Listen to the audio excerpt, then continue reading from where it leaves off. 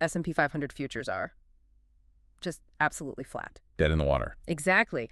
I'm looking at the screen, and we're in a 5-point range, locked right in at 6,140.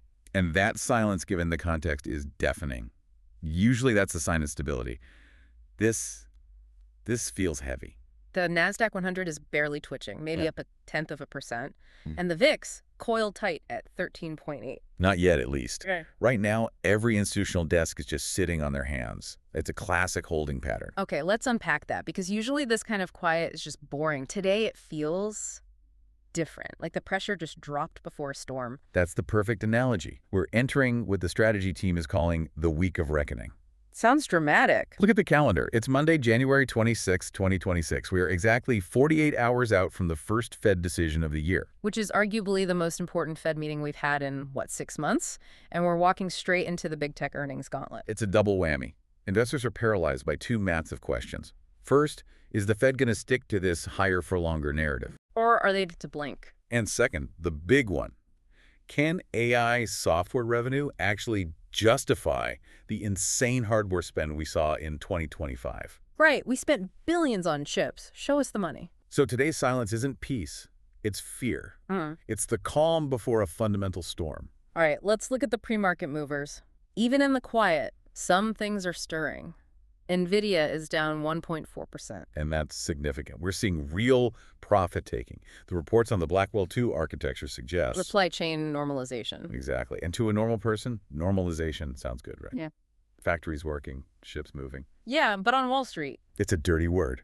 Because in the AI game, the stock price was built on the scarcity premium. The FOMO trade. CIs are panic buying because they were terrified they wouldn't get chips. Exactly. Normalization means that panic is over. It means if you want a Blackwell 2, you can just buy one. And if everyone can get one, the pricing power erodes. Margins compress. The panic bid is gone. That's what the market is sniffing out. On the flip side, you've got JP Morgan up nearly 1%. The financials are catching a bid. It all ties into the yield curve. It's steepening this morning, which is basically printing money for the banks. Borrow short, lend long. And if that spread widens, their net interest margin goes up. So expectations are getting revised up right before the Fed. It's a classic rotation. And then we have to talk about the crater in the room.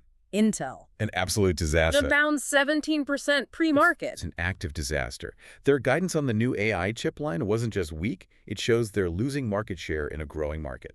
A rising tide does not lift a boat with a massive hole in it. And Intel is taking on water fast. What about Apple? Flat. High volume, but dead money until we get tomorrow's iPhone Ultra sales data from China. So that's the setup. The January effect is facing its first real stress test. We're about to find out if 2026 is built on real earnings or just momentum fumes. Precisely. And the price action today is going to be treacherous. Let's get into the mechanics then. Segment 1, the levels. You're calling today a liquidity trap. What does that mean for someone looking at their screen right now? It means you're in danger of getting chopped to pieces. Look at the S&P 500 futures, the ES. We have these high-volume nodes just stacked between 6,240 and 6,260. That's only a 20-point range. That's nothing. It's mush. It's noise. But inside that noise, there are lines in the sand. My line in the sand for today is 6,245. Okay. 6,245. Why that specific number? It's the pivot where the algorithms flip. Above it, you have resistance at 6,282. Break that, maybe the computers chase it to 6,310. But below 6,245. The floor is 6,215. And if we lose that, we open the trap door. To a flush down to 6,180. Right. So why call it a liquidity trap? Why not just a chop fest? Because of why the price is moving like this. Traders are hedging. They're scared of hawkish Fed commentary. So the market makers, they're fishing for stops. Explain that. Fishing for stops. Okay, think about a retail trader. They go long at 6,250. They put their stop loss at 6,240 because it looks like support. The market makers see that cluster of sell orders. They see the liquidity just sitting there. Exactly. And in a thin market, it takes very little capital to push the price down just enough to trigger all those stops. Forcing the retail traders to sell. Which provides the liquidity the institutions need to buy back in at a better price. It's not rigged. It's just the mechanics. So the strategy is don't be the bait. Do not trade the mush in the middle. If 6,245 fails, just expect a slow bleed. And the Nasdaq, Tech usually has a mind of its own. It has some relative strength, but there's no conviction. Buyers are defending the 20-day EMA, but they refuse to chase all-time highs. The fear of heights is real. What's the line in the sand there? 22,350. Resistance is up at 22,520. That's the breakout trigger. But support, the major institutional buy zone, is down at 22,180. So what's the tell on the Nasdaq? Watch the semis. If the Nasdaq holds 22,350 through that London-New York crossover around 11 a.m., you might see it drift up. If it fails there, the late longs get trapped. Nobody wants to be the bag holder on a Monday. Exactly. Okay, let's zoom out. Macro overlay. Yields and what you're calling the pain trade. Because on the board, things look surprisingly good. On the surface, yeah. The 10-year yield is down to 4.21%. The dollar index, the DXY, is testing support at 97.65. Lower yields, weaker dollar. That's usually the risk-on formula for tech stocks. Short term, it's a tailwind, a relief bounce. But you have to ask why yields are dropping. It's not because the economy is magically fixed. It's because of the headlines from the Arctic. The Greenland Deal, I saw that this morning. This is a massive geopolitical shift. Break that down. Why does a deal in Greenland move the U.S. 10-year? It's all about inflation expectations. For the last couple of months, Trump's been threatening huge tariffs against NATO allies over Arctic security. And tariffs are inflationary. Sends yields up. Correct. But this morning, the Greenland Deal framework hit. The U.S. gets access to rare earth minerals, and the White House sidelines the tariff threat. So trade war fears cool off, inflation expectations drop. Precisely. And at the same time, you have the Fed and the Bank of Japan trying to check the yen's collapse. It's a perfect storm of calming news. So the macro picture looks better. It looks calmer. But, and here's the trap, I call it the retail blind spot, the duration trap. Why is good news a trap? Because retail sees the headline, sees yields drop, and thinks, okay, pressure's off. They're buying the dip in high beta tech, assuming peak yields are behind us. But you're saying there are sharks in the water. Huge sharks. The institutional desks are not buying this tech dip. They're rotating out of leverage and into financials and energy. Why? If the deal is good for peace, why run to defensive names? Because they know the bond market is volatile. If that 10-year spikes back to 4.3%, which could easily happen if the Fed is hawkish. You get a dollar funding squeeze. Yes. Foreign central banks are looking shaky. They could dump treasuries, yields would spike, and the retail tech buyer gets crushed. That is the pain trade. Speaking of moving to safety, segment 3, sector rotation. There's a gold rush happening we can't ignore. Gold has just shattered records. It surged past $4,900 an ounce overnight. Basic materials are outperforming the S&P by 300 basis points this month. $4,900 gold. That feels like a typo. It's the new reality. Capital is fleeing to hard assets, and it goes back to that Greenland deal. Even though it's signed, the fact we're fighting over Arctic resources is scary. So gold is the ultimate hedge against chaos. What's the ticker to watch? Hecla Mining, ticker HL. How's it doing? It's the top performer in the sector, up 68% year to date. 68% in January. Wow. But why Hecla? Not a big boy like Newmont. Operating leverage. Hecla is a high-cost producer relative to the spot price. Explain that math. Okay, let's say it cost them $2,000 to pull an ounce of gold from the ground.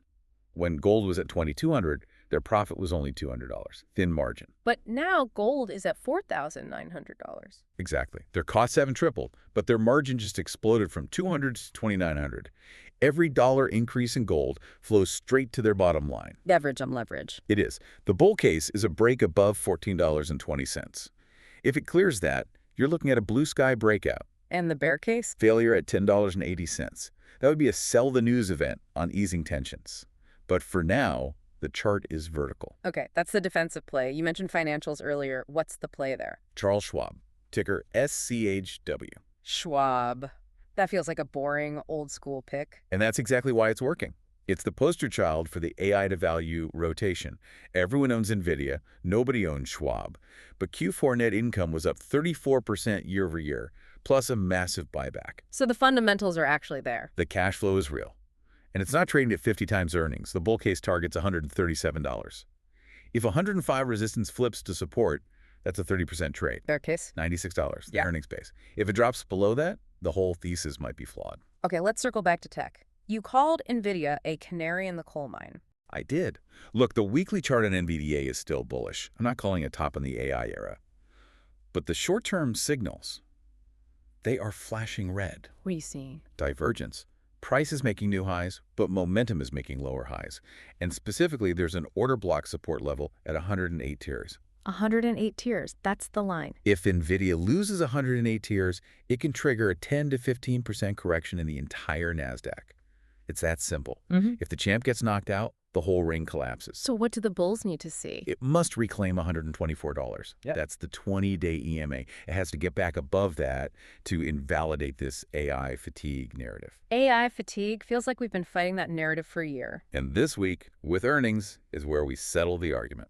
All right, let's wrap this up with the verdict. What's the execution plan for today? Today is a liquidity trap. The diagnosis is clear. So don't be the liquidity. Exactly. Don't be the bait. Keep your position sizes small. Wait until the 10:30 a.m. Eastern trend is established. That first hour is just noise and stop hunting. And those lines in the sand, 6,245 on the S&P, 22,350 on the Nasdaq. If they hold, you can scalp the mean reversion. But if they break with volume, move to the sidelines. Don't try to catch a falling knife on a headline-driven day. And the final strategic thought. Enjoy the green on your screen this morning, but recognize it for what it is. It's likely a dead cat bounce in bonds. Ouch. My target for the 10-year is still 4.35% by year-end. The structural pressure is still upward. Stay defensive. The gold trade is crowded, yes, but until the Fed speaks on Wednesday, it's really the only game in town. So we wait for Powell. You wait for Powell. All right, that's the deep dive from Monday, January 26th. Keep your stops tight, watch those levels, and don't let the silence fool you. Stay sharp out there.